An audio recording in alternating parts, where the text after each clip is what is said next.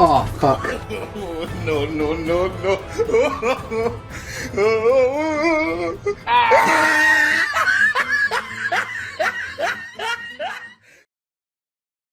Hey there folks, hope you've been well, and today, let's try something a little bit different, shall we?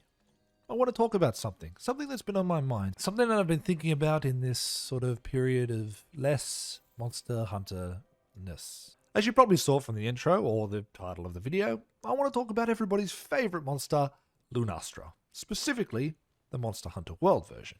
Now of course, I was kidding. Most folks can't stand Lunastra. They hate the fight with a passion so fiery and burning, they themselves may all be Lunastra in disguise. But I want to analyze it a bit beyond the monkey brain reaction of, I died, so this game sucks. And so, I want to ask the question, was Lunastra really that bad?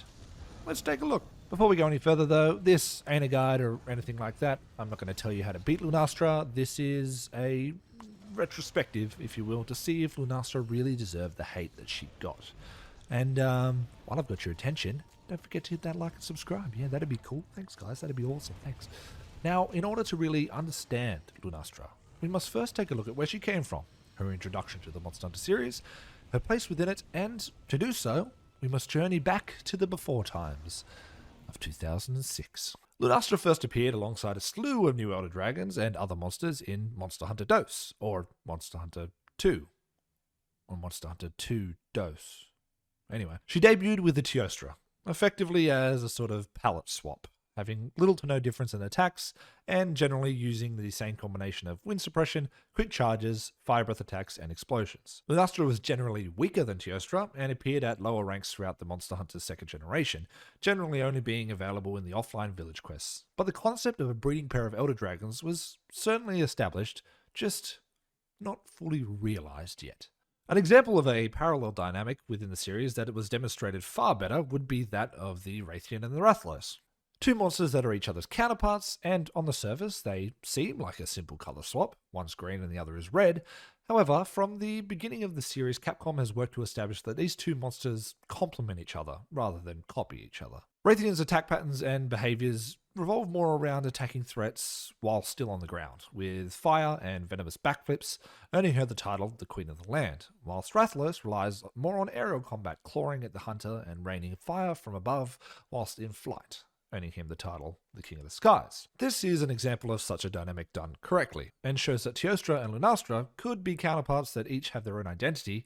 It just wasn't quite there yet in the second generation. Following on from here, Lunastra sort of faded into obscurity a bit. She was abundant throughout the second generation, appearing in Monster Hunter 2, Monster Hunter Freedom 2, and Monster Hunter Freedom Unite, as well as being available in the MMO-style games, both Monster Hunter Frontier and Online, but was not present at all in any of the third or fourth generation games. Certain materials of hers could still be accessed via trading in Monster Hunter 4 and 4U, so her equipment was available, but there weren't any quests to actually go and slay one. Lunastra would not see the light of day again until May 31st, 2018, when she would debut as the brand new monster on the block in the update 4.0 of Monster Hunter World. And this is where the fun begins. When Lunastra was first announced, many longtime fans were quite excited at the prospect of seeing her reimagined in glorious HD, theorizing how she would be different, because surely, in this day and age, she wouldn't remain just a carbon copy of Teostra like she once was. And well, it is fair to say that all of those people certainly got their wish. But as the saying goes, be careful what you wish for, because you just might get it. Lunastra came roaring onto the scene, literally, to such a mixed to negative reaction that it cannot be overstated. Folks were losing their goddamn minds. Bullshit, they cried, and I'd be lying if I said I wasn't among them. Lunastra was hard, and I'd argue she still remains to be one of the harder fights, even after Iceborne added a slew of new endgame monsters. But was she really that bad? Let's take a look at what she brings to the table, both design and gameplay wise, how the player can prepare for such a hunt, and whether or not people are just sucking down that sweet, sweet copium. Lunastra's design is basically that her, along with Teostra, are supposed to be the pinnacle of fire-based Elder Dragons. And yes, I know Fatalis exists, I'm talking about the smaller Elders available that can be found just wandering the world, not, like, literally God. And ultimately, whilst fairly simplistic, Lunastra achieves this effectively. Straight out of the gate, one thing is apparent. Lunastra is stronger than Teostra. She does more damage, has a higher learning curve, and is just generally harder to play around in game. From a design perspective, I think this is great. It diversifies the monster roster, especially when comparing back to my previous example of Raytheon Arathlos, wherein the female monster is weaker than the male counterpart, and immediately throws you off guard a bit when she hits like a truck because you're expecting just a blue Teostra. I mean, her first appearance in World is her stomping a Nergigante, who eats Elder Dragons, to protect an injured Teostra, so it's pretty apparent who's in charge here. It plays into the whole blue flames are hotter than orange flames and thus more dangerous concept, which I think also lands really well. Her physical appearance is kept pretty much the same as it was originally, being a lion-esque sort of Elder Dragon, almost completely coloured different shades of blue, and featuring a large crown-like head crest in place of Teostra's horns. It's formidable and yet somewhat regal, which conceptually works really well and achieves the desired result, lending her the title, the Empress of Flame. So, that's her visual design and general design concept. Simple, effective, well executed. Not much more to say, really. I don't think anybody really has a problem with Lunastra visually or conceptually anyway. It's the gameplay that gets folks riled up. Even my man Gaijin Hunter was none too pleased with Lunastra in Worlds, so why is that? Like I said before, Lunastra is considerably different when compared to Teostra. She shares a couple of moves, but overall, the player must approach the fight very differently. Whilst many different people have many different gripes, the main problems I found while doing some research were: number 1, the unavoidable damage and wind pressure that comes with the fight; number 2, her lack of telegraphed attacks; and number 3, her little fire puddle thingies, and in turn, her hypernova attack. Okay, well, those give us something to go off. Let's pick them apart individually. The unavoidable damage that is being referred to here is the heat damage that radiates from Lunastra, as well as the damage from her blue fire puddle things. Beyond her rage mode, which every monster has some form of, Lunastra also has what is generally known as an enhanced mode. During this state, she powers herself up, essentially buffing her speed and damage, as well as generating a flame aura that damages nearby hunters. Funnily enough, this aura is one of the things that Lunastra shares with Teostra, and is in fact easier to deal with than Teostra's. A hunter can use a cool drink to neutralize the damage and avoid it altogether. Likewise, the wind pressure, while certainly agitating, can be countered with the use of negate wind pressure skill. I personally believe that these are both examples of needing proper preparation before charging headlong into a fight, something that has always been the case with Monster Hunter. With that being said, the extra damage and wind pressure is a different story when talking about the hypernova and fire puddles, but we'll get to that in just a moment. With regards to her telegraphed attacks, let's start with what that means. Any attack animation in any game worth its salt will apply a principle known as anticipation. This is effectively the wind-up before the attack hits, the start of the animation, something that shows an attack or movement is believable, holds weight, and is coming for you. Monster Hunter in particular uses anticipation very well, with almost every movement from every monster telegraphing what attack they're about to use, with larger, stronger attacks having an extended period of anticipation before they are used. Now, once upon a time, I would have fully agreed with the sentiment that Lunastra's telegraphing sucks, especially with how quickly her hypernova comes down. But, returning to it now, I honestly think it's fine. Her telegraphing is certainly quite short on several moves, especially a few of her flame breath attacks that kind of come out of nowhere, but the hypernova is telegraphed by not only a quick wind-up where she leaps into the air before slamming back down, but also by an entire section of the hunt where she is sort of sparking and glowing while she powers up.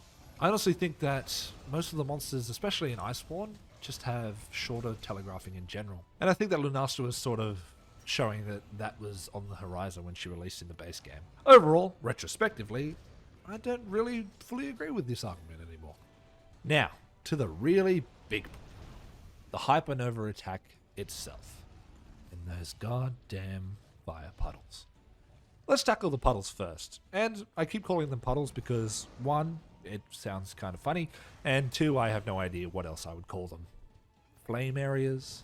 Fire zones? Spicy spots? Anyway, the puddles are spawned by Lunastra when she uses a fire breath attack or a wing attack, and they persist in spots around the area, only being extinguished by crystal bursts from the hunter's slinger or by water attacks that hit them. Or, they time out. Now, the issue with these is that monsters in Monster Hunter don't stand still. They aren't turrets. They chase you around and you chase them around, and that's sort of how the gameplay goes. And especially in the case of a monster as dangerous as Lunastra, you as the player need to sort of keep an eye on them. You're watching around, you're looking around, you're changing your perspective all the time. And you're trying to read her movements and her attacks as as best you can, and you're trying to get your attacks in as best you can. As such, you generally don't spend a lot of time watching where you're going, leading to many situations where you may run straight into these fire puddles, and it happens quite a lot, I've found. By themselves, they just do damage over time, and you can sort of move out of them quite quickly, and there's not much of an issue there.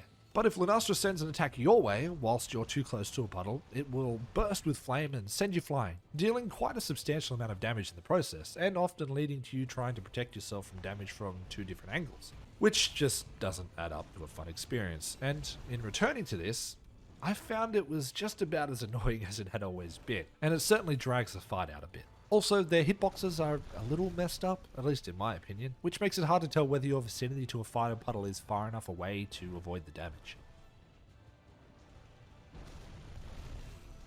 Now for the hypernova.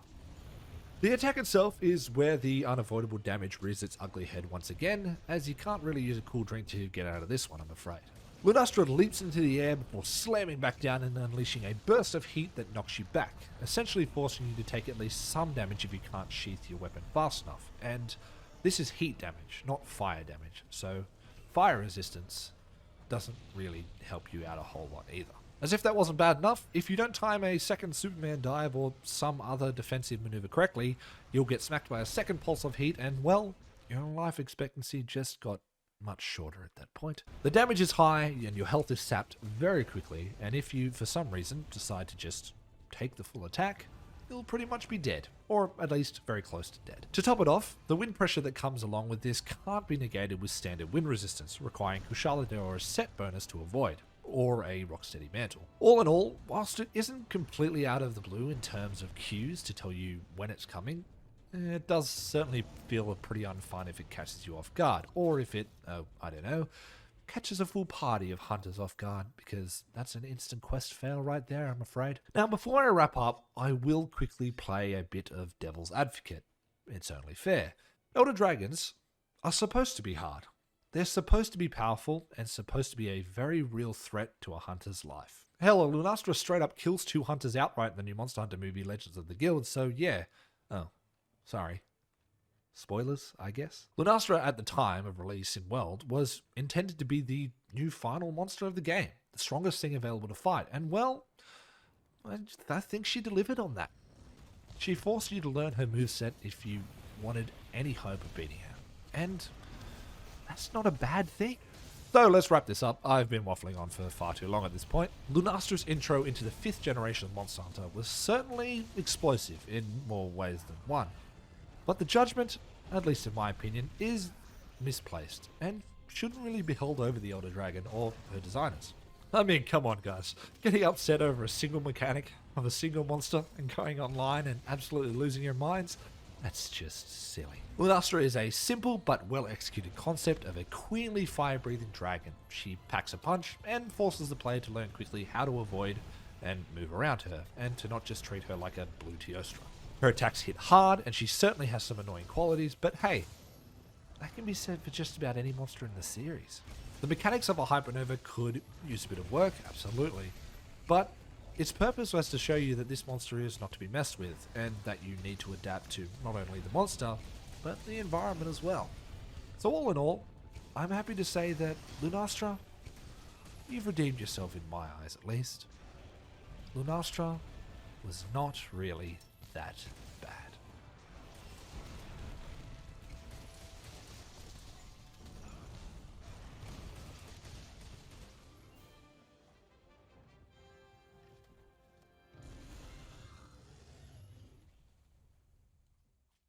Thanks for watching, guys. Much appreciated. If you're still here, I don't know why, but I appreciate you.